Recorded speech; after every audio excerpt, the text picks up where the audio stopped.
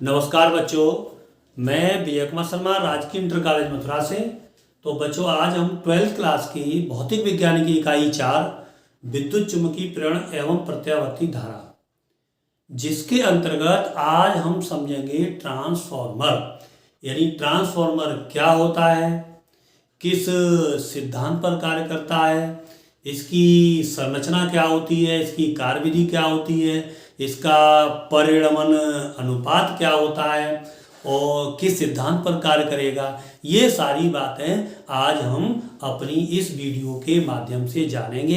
इसमें 1 या 2 नंबर में भी क्वेश्चन आता है और 4 या 5 नंबर में भी क्वेश्चन ट्रांसफॉर्मर से संबंधित पूछे जाते हैं।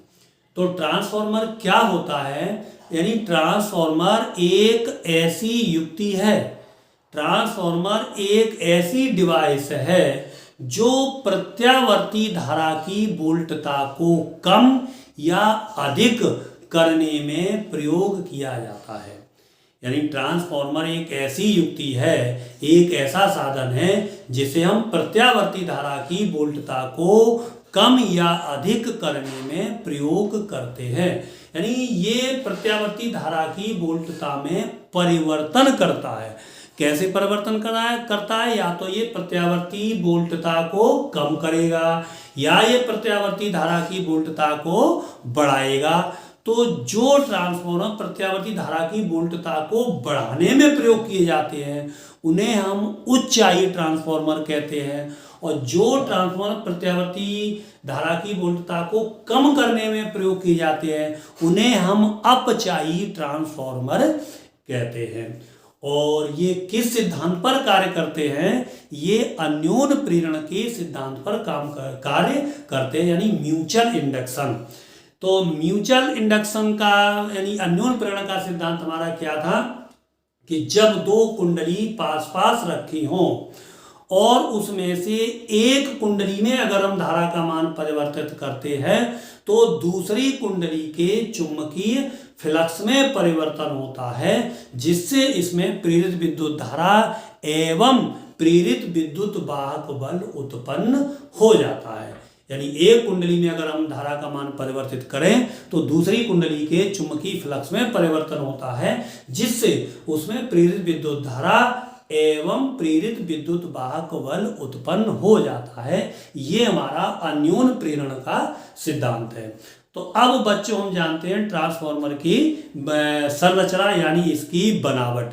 तो इसकी बनावट क्या होती है, यानी नरम कच्चे लोहे के क्रोड को मोड़कर, यानी या तो उसको आयताकार मोड़ते हैं या हम उसको यानी गोलाकार मोड़ते हैं। यानी नरम कच्चे लोहे की जो पत्तियां हैं उनको आयताकार मोड़कर एक क्रोड बनाते हैं, जिसको हम बोलेंगे पटलित क्रोड। यानी ये पत्तियां रहती हैं कैसी, पृथक्कृत, यानी उनको वार्निश से जोड़ दिया जाता है, यानी जिससे वो रहती हैं पृथक्कृत, और जिससे उसमें भ्रमण धाराओं का मान कम से कम हो। यानी भ्रमण धाराओं के मान को कम करने के लिए नरम कच्चे लोहे की पत्तियों को वार्निश से जोड़ा जाता है, जिससे वो रहती हैं पृथक्कृत। तो इसकी मैं संरचना ड्रॉ करता हूं।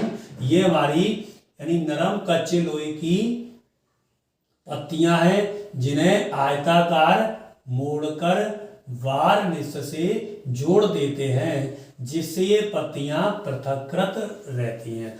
तो इसको बोलेंगे हम पटलित क्रोड। पटलित क्रोड, पटलित क्रोड। और पटलित क्रोड के एक सिरे पर पृथक्कृत तांबे के तार को लपेटकर एक कुंडली जोड़ दी जाती है। जैसे इससे एक कुंडली जोड़ दी जाती है और दूसरे सिरे पर भी पृथक्कृत तांबे के तार को लपेटकर एक कुंडली जोड़ दी जाती है। तो अब जिस कुंडली में हम धारा का मान परिवर्तित करते हैं, यानी हम विद्युत धारा प्रवाहित करते हैं, उसको बोलते हैं प्राथमिक कुंडली। तो इसको बोलेंगे प्राथमिक। ये पटलित क्रोड हो गया और ये हो गई हमारी प्राथमिक कुंडली, जिसमें हम विद्युत धारा का मान परिवर्तित करते हैं। और जिसमें प्रत्यावर्ती धारा, जिसमें प्रेरित विद्युत वाहक बल एवं प्रेरित विद्युत धारा उत्पन्न होती हैं, उसको बोलते हैं द्वितीयक कुंडली। द्वितीयक कुंडली, द्वितीयक कुंडली, ये है हमारी द्वितीयक कुंडली। द्वितीयक कुंडली तो ये इसकी बनावट हो गई। एक तरफ प्राथमिक कुंडली जुड़ी रहती है क्रोड से, दूसरी तरफ क्रोड से जुड़ी रहती है द्वितीयक कुंडली। और अब इसकी समझते हम कार्यविधि। तो जैसे ही हम इसको यानी एसी मेंस यानी प्रत्यावर्ती धारा स्रोत से इसको जोड़ते हैं तो इसमें जिसको प्रत्यावर्ती धारा स्रोत से जोड़ेंगे तो इसमें विद्युत धारा प्रवाहित होने लगेगी, यानी जिससे इसमें क्या होगा, चुंबकीय क्षेत्र उत्पन्न हो जाता है। तो ये बच्चों हम जानते हैं कि प्रत्यावर्ती धारा की दिशा एवं मान क्या रहते हैं, निरंतर बदलते रहते हैं। तो जैसे ही हम इसमें धारा प्रवाहित करेंगे, प्रत्यावर्ती धारा प्रवाहित करते हैं, तो इसमें जो हमारा पटलुत कोड है वो क्या करेगा, वो चुंबकन होने लगेगा उसमें।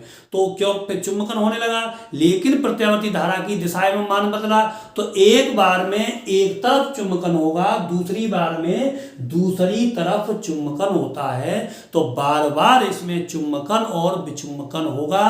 तो इसमें बार बार चुंबकन और विचुंबकन होने से इसकी बल रेखाओं की संख्या बदलेगी, और बल रेखाओं की संख्या बदलने से इसके चुंबकीय फ्लक्स में परिवर्तन होगा।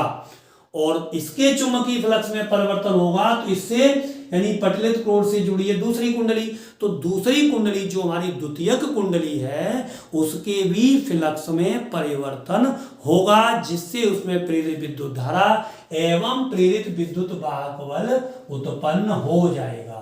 तो इसमें क्या होगा, प्रेरित विद्युत धारा एवं प्रेरित विद्युत वाहक बल उत्पन्न हो जाएगा। द्वितीयक कुंडली में प्रेरित विद्युत धारा एवं प्रेरित विद्युत वाहक बल उत्पन्न हो जाता है। तो फैराडे के नियम से इसमें जो फ्लक्स में परिवर्तन की यानी चुंबकीय फ्लक्स में परिवर्तन की दर है वो विद्युत वाहक बल के बराबर होती है। यदि जो हमारी प्राथमिक कुंडली है इसका विद्युत वाहक बल है मान लीजिए ईपी प्राथमिक कुंडली का विद्युत वाहक बल, और ईएस द्वितीयक कुंडली का विद्युत वाहक बल है। और प्राथमिक कुंडली में फेरों की संख्या है मान लीजिए एनपी, और द्वितीयक कुंडली में फेरों की संख्या है एनएस। ये है द्वितीयक कुंडली। थोड़ा लिख देता हूं यहां पर, द्वितीयक कुंडली, द्वितीयक कुंडली, यह है द्वितीयक कुंडली। तो द्वितीयक कुंडली के फेरों की संख्या एनएस, और इसका जो विद्युत वाहक बल है वो ईएस, और प्राथमिक कुंडली में फेरों की संख्या एनपी, और इसका जो विद्युत वाहक बल है वो है ईपी। तो फैराडे के नियम से इसका जो फ्लक्स में परिवर्तन की दर होगी वो विद्युत वाहक बल के बराबर होती है। तो इसमें अगर हम फैराडे का नियम लगाएं तो क्या मिलेगा, यानी ईपी बराबर फ्लक्स में परिवर्तन दर, इसका फ्लक्स मान लो फाई है, तो फ्लक्स में परिवर्तन हो गया डी फाई बटे dt, और एक फेरे के लिए हो गया, और इसमें फेरे हैं मान लीजिए एनपी, और चिन्ह क्या आएगा माइनस लेंज के नियम से, क्यों कुंडली में उत्पन्न प्रेरित विद्युत धारा एवं प्रेरित विद्युत वाहक बल उन्हीं कारणों का विरोध करते हैं जिनके कारण इनकी उत्पत्ति होती है। तो इस लेंज के नियम से क्या आएगा, इसमें माइनस आ जाएगा। तो ये समीकरण नंबर हो गया 1। अब द्वितीयक कुंडली का इसका फ्लक्स फाई है, तो द्वितीयक कुंडली के प्रत्येक फेरे में अगर फ्लक्स लीकेज न हो, यानी फ्लक्स का अगर क्षरण न हो, तो द्वितीयक कुंडली का फ्लक्स भी कितना होगा, फाई ही होगा। और इसका जो प्रेरित विद्युत वाहक बल होगा वो कितना होगा, ES बराबर minus NS D phi upon dt। ये समीकरण नंबर हो गया 2। तो ये हो गया हमारा फैराडे के नियम से। अब हम क्या करें, यानी समीकरण 2 में समीकरण 1 से भाग दें। तो इसमें इससे भाग देंगे तो डी फाई डी टी से D phi D T cancel हो जाएगा, माइनस से माइनस कैंसिल हो जाएगी, तो ये प्राप्त हो जाएगा हमें E S upon E P बराबर N S upon N P, N S upon N P बराबर हो जाएगा आर। आर क्या है हमारा? परिणमन अनुपात। जहां आर परिणमन ट्रांसफॉर्मेशन रेशियो परिणमन अनुपात है, जहां आर परिणमन अनुपात है, आर एंड ट्रांसफॉर्मेशन रेशियो है। तो अगर इसमें जो अगर इसका प्रतिरोध मान लीजिए नगण्य हो, प्रतिरोध अगर कुंडली का नगण्य है, प्राथमिक कुंडली का नगण्य है, या मान लो द्वितीय कुंडली का प्रतिरोध अगर नगण्य मान लिया जाए, तो इसका जो विद्युत वाहक बल है वो इसके सिरों के विभवांतर के बराबर होगा। और इनके जो विभवांतर हैं क्रमशः एन पी और एन एस है, सॉरी बी एस और बी पी है। तो द्वितीय कुंडली का जो विभवांतर है वो है बी एस और प्राथमिक कुंडली का वो विभवांतर है वो है बी पी। तो अगर प्रतिरोध नगण्य है तो हमें ये मिल जाएगा, यानी ई एस बराबर बटे ई पी बराबर B S upon B P बराबर N S upon N P बराबर मिल जाएगा आर। तो ये हमें एक यानी परिणमन रेशियो का यानी फॉर्मूला प्राप्त हो जाएगा। तो अगर हम इसमें देखें कि यदि केस फर्स्ट अगर हम देखें, यदि केस फर्स्ट यदि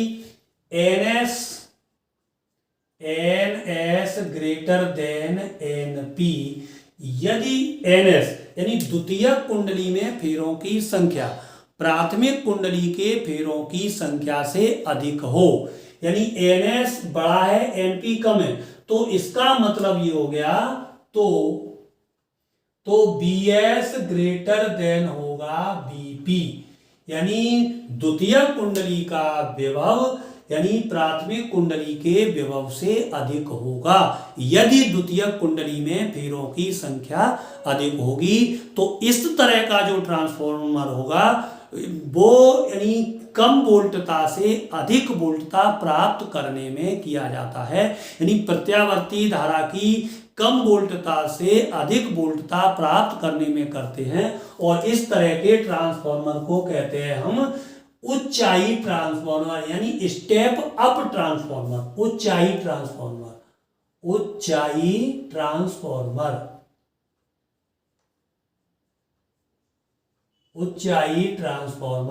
स्टेप अप ट्रांसफॉर्मर। इसमें क्या होगा, द्वितीय कुंडली में फेरों की संख्या प्राथमिक कुंडली में फेरों की संख्या से अधिक हो तो वो उच्चाई ट्रांसफॉर्मर होता है। और उच्चाई ट्रांसफॉर्मर का उपयोग हम कम वोल्टता से प्रत्यावर्ती धारा की कम वोल्टता से अधिक वोल्टता प्राप्त करने में करते हैं। और इसका जो परिणमन रेशियो आर होगा, क्योंकि एन एस ज्यादा है तो एन एस ज्यादा है एन पी कम है, तो आर का मान क्या होता है, यानी 1 से अधिक होता है। यानी उच्चाई ट्रांसफॉर्मर में परिणमन जो रेशियो का अनुपात है वो हमेशा 1 से अधिक होता है। दूसरा केस अगर हम देखें, केस सेकंड,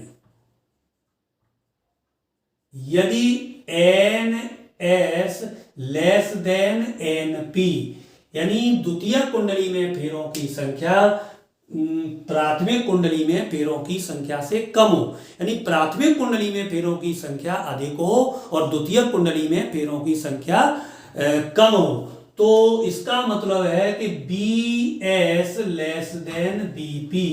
तो यहां जो वोल्टेज हमें प्राप्त होंगे, यानी जो द्वितीय कुंडली में वोल्टेज प्राप्त होंगे वो प्राथमिक कुंडली से कम वोल्टेज प्राप्त होंगे। और इस तरह के ट्रांसफॉर्मर को बोलते हैं हम अपचाई ट्रांसफॉर्मर, यानी स्टेप डाउन अपचाई ट्रांसफॉर्मर। अपचाई ट्रांसफॉर्मर, स्टेप डाउन ट्रांसफॉर्मर। तो अपचाई ट्रांसफॉर्मर क्या होता है, जिसमें प्राथमिक कुंडली में फेरों की संख्या अधिक होती है और द्वितीयक कुंडली में फेरों की संख्या यानी कम होती है। तो इस तरह का ट्रांसफॉर्मर यानी अधिक वोल्टता से कम वोल्टता प्राप्त करने में किया जाता है। और इसका जो परिमाण, क्योंकि ये NS का मान कम है, NP का ज्यादा है, तो इसका जो R परिणाम रेशियो का अनुपात होगा वो 1 से कम होता है। तो ये बच्चों हमने जाना कि ट्रांसफार्मर क्या होते हैं, ऊंचाई ट्रांसफार्मर क्या होते हैं, अपचाई ट्रांसफार्मर क्या होते हैं, इनकी बनावट क्या होती है और इनकी कार्यविधि क्या होती है। बहुत बहुत धन्यवाद।